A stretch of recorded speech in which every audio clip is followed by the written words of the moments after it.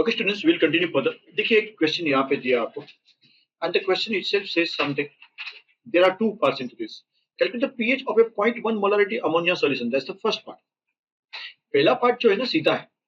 0.1 molarity ammonia दिया, which is a basically weak base. तो first part में आपको क्या करना था, वीक बेस का C दे दिया था 0.1 मोलारिटी, उसका Kb लास्ट में देके बैठे हुए वो लोग 1.77 10 to the power -5 and pH find करना था. भाई इससे आप सीधा पीएच नहीं मिलता है, पहले OH minus equals to under root KBC लेके आप POH फाइंड कर लेते हैं एंड देन क्या कर लेते हैं, पीएच फाइंड कर लेते हैं. क्या ये आपको आता है? ये आना चाहिए. This this kind of question we had already learn, बाद में लिख बच्चा अभी. तो ये पहला पार्ट था. Second part which I am interested in, they are saying calculate the pH. अच्छा, अगेन पीएच फाइंड करने को बोला. After 50 millilitre of the ammonia solution is treated with 25 milliliter of HCl solution. See, यहाँ पे उन्होंने weak acid दिया, sorry weak base दिया है, स्ट्रॉन्ग एसिड के साथ रिएक्ट कर रहे हैं. जब ये दोनों रिएक्ट करते हैं तो पहले तो सॉल्ट मिलता है, weak base and strong salt का. और आफ्टर रिएक्शन, जरा ध्यान से सुनना मेरी बात, जब भी ऐसा आता है ना, आई हैव टू पॉसिबिलिटी. पहली पॉसिबिलिटी, NH3 और HCl को मैं कंपेयर करूंगा और मेरे पास अगर HCl NH3 से ज्यादा होगा, मैंने क्या बोला, if I have more HCl than NH3, तो वो NH3 को न्यूट्रलाइज करके इसमें कन्वर्ट कर देगा. लेकिन ज्यादा HCl होगा ना तो HCl लास्ट में बच जाएगा सॉल्यूशन के अंदर, and being a strong acid HCl will dominate pH. कहने का मतलब ये हो गया, अगर HCl बच गया तो ये सॉल्यूशन का जो pH होगा वो एसिडिक होगा, और वो रिमेनिंग कितना HCl बच गया उसके बेस पे आप निकाल सकते हो सीधा. देन इनका कोई फर्क नहीं पड़ता कि कितना ये यूज हो गया, कितना ये बच गया, कितना HCl बचता है वही फाइंड करने का, और देन HCl से सीधा पीएच मिलता. एक पॉसिबिलिटी ये थी. दूसरी पॉसिबिलिटी ये थी कि ये दोनों अगर इक्वल है तो आपको सोल्ट मिलता, एंड वो सोल्ट का अगेन पीएच मिलता एसिडिक. तीसरी पॉसिबिलिटी जो अभी मैं कर रहा हूं, अगर अमोनिया HCl से ज्यादा होता, अमोनिया HCl से ज्यादा होता तो अमोनिया HCl के साथ रिएक्ट करता, NH4Cl बनाता और NH3 बच जाता. सॉल्यूशन में कौन सी दो चीज बच जाती, NH3 एंड NH4Cl. वो तो वीक बेस प्लस उसका सोल्ट का कंडीशन यानी कि बफर बनता, एंड बफर का कंडीशन आपको यूज करके क्या निकालना पड़ता, पीएच निकालना पड़ता. तो सर हमें कैसे पता चल कि कौन सी चीज कौन से ज्यादा है? यार कभी भी आपको फाइंड करना है कि कौन सी चीज ज्यादा है नहीं है. NV is very important, equivalent. I meant that. समझाता हूं. देखो क्या करना चाहिए आपको, ऐसे लिख लेने का. अभी ये है ना, मेरे दिमाग में थॉट प्रोसेस ऐसे चलती है, और मैं थॉट प्रोसेस के बारे में बताया जो आपके दिमाग में भी चलनी चाहिए जब क्वेश्चन देखते हो, तो कि ये पॉसिबिलिटी है, अगर ये ज्यादा होगा तो ये बनेगा, ये ज्यादा होगा तो ये बनेगा, ये इक्वल होगा तो ये बनेगा. That should be your possibilities of this question whenever you are solving. Then the solution comes. पहले तो दिमाग में पता होना चाहिए मैं क्या कंसेप्ट क्या है. तो उन्होंने जो दिया फिर लिखने का, यहाँ पे क्या दिया है उन्होंने, एक तो वॉल्यूम तीनों का नहीं, अमोनिया का दिया. कितना दिया अमोनिया, 50 मिलीलीटर को रिएक्ट कर रहे हो, और इसका वॉल्यूम कितना दिया HCl का, 25 मिलीलीटर. ऑब्वियसली शुरुआत में ये कुछ था ही नहीं, जीरो था, उसका वॉल्यूम था ही नहीं. दोनों की मोलारिटी दे रखी है. सौम्या कितनी दी अमोनिया की मोलारिटी, बता मुझे क्वेश्चन में से. अमोनिया 0.1 और HCl की मोलारिटी वो भी 0.1. बट मोलारिटी से कभी भी आगे नहीं बढ़ने का, हमेशा क्या बढ़ना है, नॉर्मालिटी. तो नॉर्मालिटी के लिए ओके, इन दोनों का इन फैक्टर 1 है, NH3 का भी और HCl का. तो इसकी नॉर्मालिटी कितनी हो जाती है, 0.1. करेक्ट. और आपको हमेशा N इंटू V फाइंड करना है, हमेशा. मैंने आपको लास्ट लेक्चर में भी बताया था, आज भी बता रहा हूं, अगर दोनों एसिड्स है तो N1V1 N2V2 को ऐड करना है, दोनों बेस है तो दोनों को ऐड करना है, एक एसिड है एक बेस है तो क्या करना है, सब्ट्रैक्ट करना है. तो यहाँ पे एक एसिड और एक बेस है ना, पहले N1V1 इसका ढूंढते हैं, 50 इंटू 0.1 5, 25 इंटू 0.1 2.5. तो ड्यूरिंग रिएक्शन ये दोनों रिएक्ट करने वाले हैं. क्वांटिटी अभी किसकी कम, अभी पता चल रहा है, तो मैं आपको थॉट प्रोसेस बता रहा हूं किसकी क्वांटिटी कम है, HCl की कम है. तो ड्यूरिंग रिएक्शन क्या होगा, तीन चीज होगी. ये माइनस लिमिटिंग रिएजेंट बन गया, -2.5 ये यूज हो जाएगा, ये भी कितना यूज होगा, -2.5, और दोनों रिएक्ट करके क्या बनाएंगे, NH4Cl बनेगा कितना, +2.5. So at the end of reaction after reaction rather से। टेक्स्ट बुक से पूरी अलग मेथड है। 5 माइनस 2.5 2.5 2.5 माइनस 2.5 0, यहाँ पे 0 था, 0 प्लस 2.5। चांसेस कम है कि आपकी स्कूल एग्जाम में ये पूछे। ये जितना भी मैं करवा रहा हूँ आज का लेक्चर मोस्ट प्रोबेबली पूरा नीट पे। मैं लेक्चर रिकॉर्ड कर रहा हूँ, जो 3 बच्चे एब्सेंट है उनके लिए, बराबर। After doing this, now we are here, weak base plus उसका सोल्ट का combo. How do you know बच गया क्या क्या है आपके पास आफ्टर रिएक्शन? वीक बेस उसका salt gives you what? Buffer. Buffer से क्या मिलेगा? POH equals to pKb plus log of salt upon. अगर आप देखते हो तो ओके, इसका फिर कॉन्सेंट्रेशन वापस नहीं ढूंढने का, ये सीधा आप डाल सकते हो यहाँ पे। पर दोनों इक्वल थे तो दो क्या बन जाने वाले? 1, मतलब पीओएच इक्वल टू क्या बनने वाला है? पीकेबी। तो पहले एक काम करते हैं ना, पीकेबी ढूंढ लेते हैं ना, तो उसके लिए मैं जगह बना लेता हूँ पीकेबी ढूंढने का, क्योंकि फाइनल आंसर वही होने वाला है। pkb equals to negative log of kb, which is 1.77 10 to the power minus 5।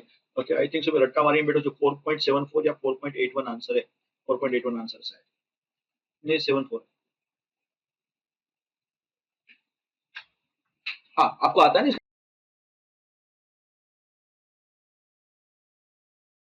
H equals to pKb. PKb कितना मिला? 4.7, बट उन्होंने तो पीएच पूछा है। 14 माइनस,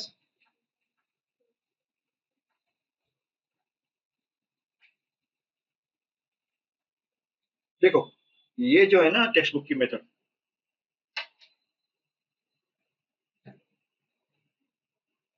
और उनकी मेथड के हिसाब से जो का समझ में ही नहीं आएगी ये टेक्स्ट बुक की मेथड। सी ये भी वैसा ही क्वेश्चन है। एंड मैंने लास्ट टाइम यस इसको इसीलिए मैंने, क्योंकि ये टॉपिक नहीं इतने डेप्थ में गया था, इसीलिए इसको मैंने इनवैलिड किया था। क्वेश्चन इनवैलिड नहीं है, पेपर में मैंने डाल रखा था। An acidic buffer is obtain on mixing of what.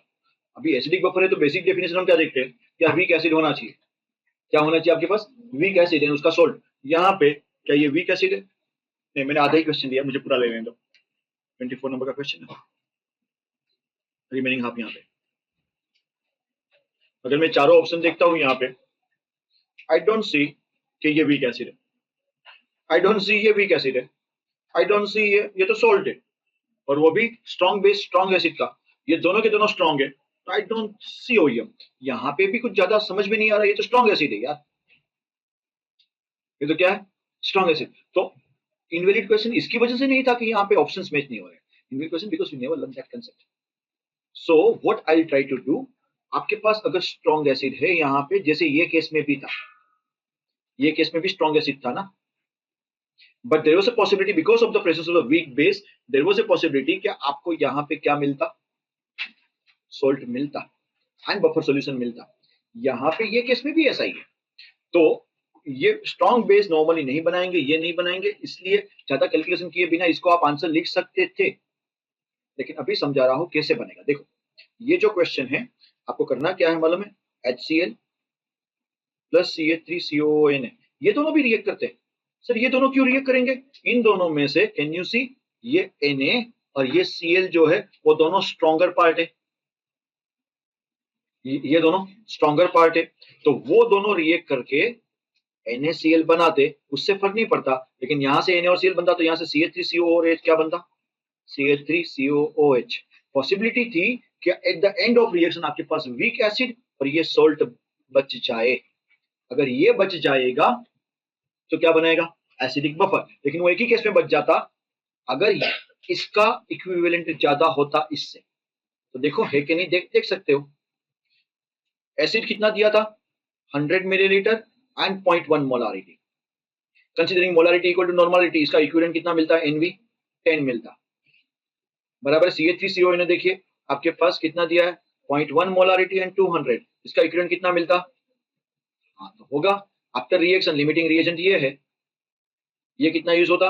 -10। ये कितना यूज होता? -10। ये कितना प्रोड्यूस? NaCl से कोई फर्क नहीं पड़ता है, ये कितना प्रोड्यूस होता? +10। Eight the end of reaction +10, eight the end of reaction ये वाला 10 ये 0 हो जाता, एंड यू सी ये दोनों बच गए। ये सीधा क्वेश्चन नहीं है सर, આવું પૂછાય કેમ ન પૂછાય? આવું એકાદું PYQ પણ છે। तो जो बता रहे हैं ना, वो जो मैं आपको एनालिसिस बता रहा था कि बफर सॉल्यूशन में हार्ड क्वेश्चन भी पूछे हुए हैं। This are the hard question, so we need to do. School exam में नहीं पूछने वाले, स्कूल एग्जाम वाले बच्चों को पीसीएम वाले छोड़ दीजिए, फर्क नहीं पड़ता, या तो जेडब्ल्यू पूछने वाले, वो बात अलग है। ये तो नीट कर कोचिंग है, तो नीट के लिए तो इतना है, जेडब्ल्यू पूछते हैं। लिखिए ये क्वेश्चन और ये आंसर।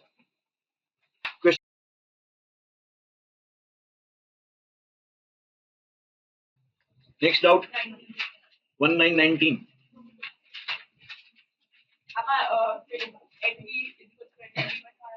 हाँ बेटा, बट लेकिन इसे बफर बनने के चांस है। जो अभी आज शुरुआत में मैंने एक क्वेश्चन करवाया था ना, वैसा क्वेश्चन देखिए मैं करवा देता हूं। हम क्या करेंगे, यहाँ पे H2SO4 दिया है प्लस NH4OH है, तो इसका चांसेस था NH4 ट्वाइस SO4 बनता, अगर ये ट्वाइस ले रहा हूं, प्लस H2O बनता, बट इसके लिए मुझे ये 2 लेना पड़े, 2H2O। ठीक है, ये गिवन कितना था इसका, 20 मिलीलीटर। वॉल्यूम लिखेंगे, वॉल्यूम 20 है। इसका वॉल्यूम NH4OH का कितना है, 30 है, और ये 0 0 शुरुआत में लेंगे, वॉल्यूम पे फर्क नहीं पड़ता। इसका मोलारिटी कितना दे रखा है, 0.1। इसका मोलारिटी कितना दे रखा है, इसका नॉर्मालिटी देखो, एन फैक्टर 2 है, तो ये 0.2। NH4 का एन फैक्टर 1 ही है, तो ये कितना यूज होता, इसका नॉर्मालिटी बनता 0.2, 20 इंटू 0.2, 20 इंटू 0.2 कितना बनता, 4, 30 इंटू 0.2 6, ये 0 था, 0 था। During reaction,